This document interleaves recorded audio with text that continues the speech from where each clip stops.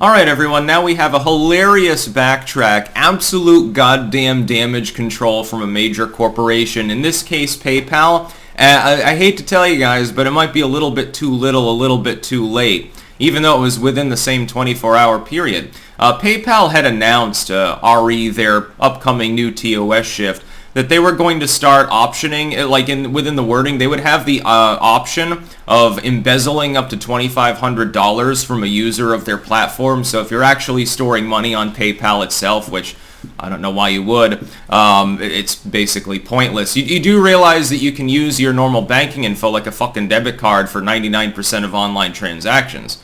You don't actually need PayPal. You do realize that, right? I guess some people didn't get the memo. There's a million other options to use other than PayPal, and you should probably consider finding one.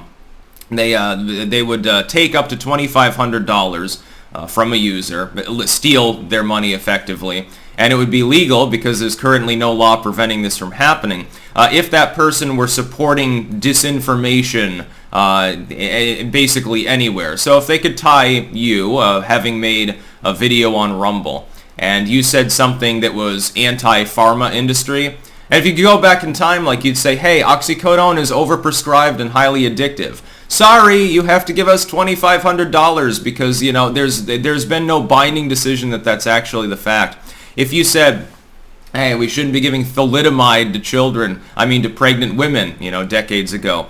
You're not allowed to say that. That's medical disinformation. Because there's a fog of war with the Ukrainian crisis, if you happen to say something that loosely coincides with anything that was reported by RT, oh my god, this is Russian disinformation, and so on down the line. The fact is that private corporations should not be engaging in anything remotely conceived of as similar to this behavior. Platforms shouldn't do it, processors shouldn't do it, registrars shouldn't do it, ISPs shouldn't do it, the whole 9 yards. The idea of banning, algorithmically demoting, or taking money from, PayPal's the most greedy. They don't even want to ban you. They just want to take, a chunk of your money.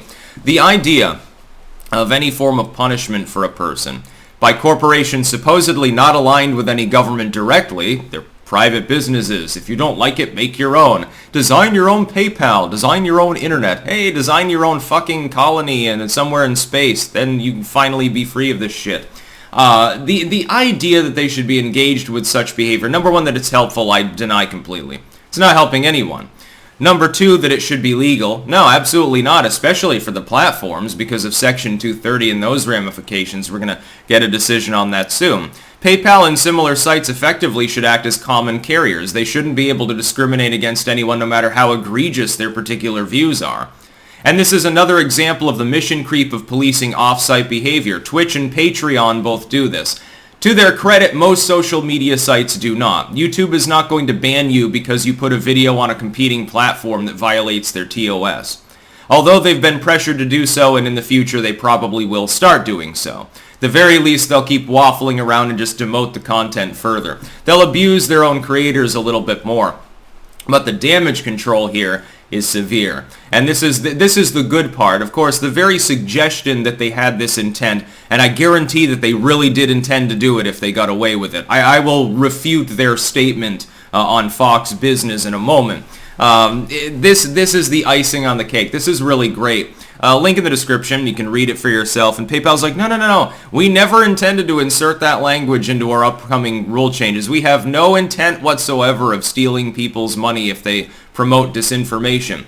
Can I please ask you, who believes that a multi-billion-dollar international corporation like PayPal does not thoroughly proofread through things before it puts them on a website?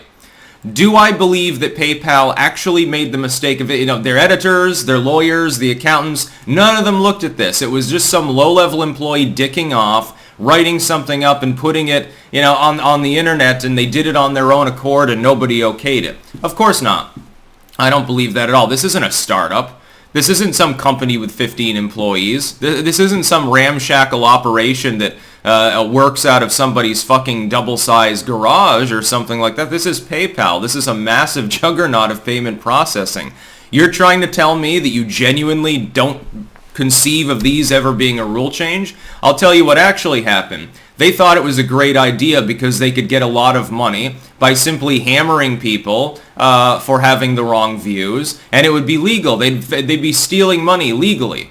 It wouldn't be a problem. There's no way, I mean, no case is going to proceed against them. If someone files a suit, they'll just issue a warning and say, well, you're going to end up losing and paying all the court fees, so fucking enjoy, fucker. That's what PayPal's response would probably be.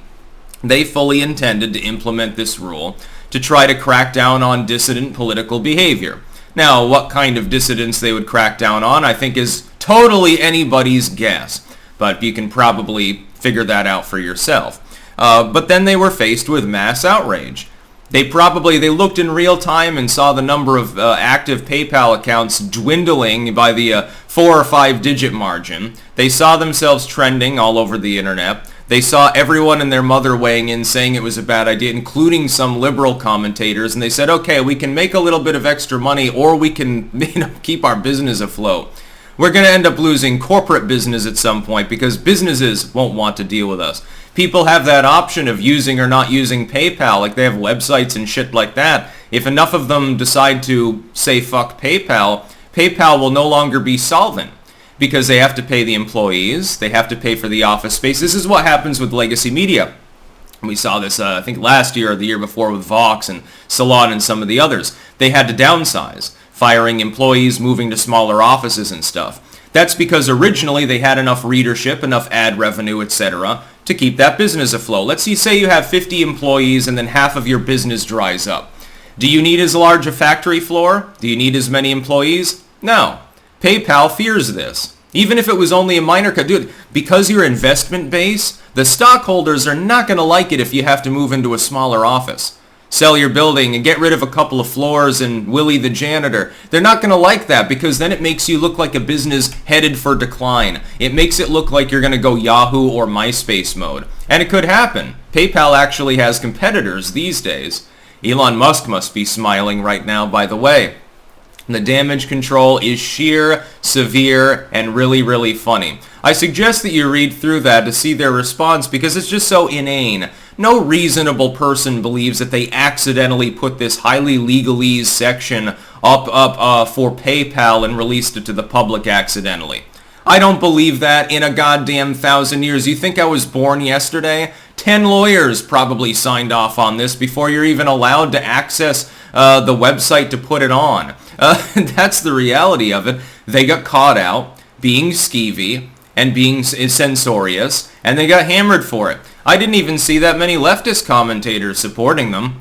A lot of them were silent because they don't want to get dogpiled by shithead leftists all day, and then they know that their buddies will call them a Trump defender or something like that. Oh my God, you've become a MAGA extremist, fellow comrade.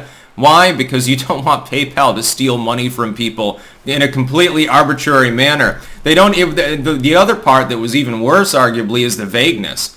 Spreading or supporting disinfo. What the fuck does that even mean? Who actually determines what that is? You made a Facebook post and the fact checkers at Facebook said it was disinfo, so PayPal decided to take your salary away?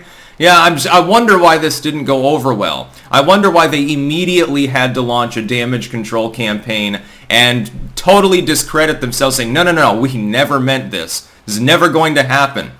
We certainly wouldn't have maintained that policy if nobody had complained about it. This also shows the power of people complaining and using their voices. Yes, it is possible to get the censorious bastards occasionally to back down through group effort. That's about all. Peace out.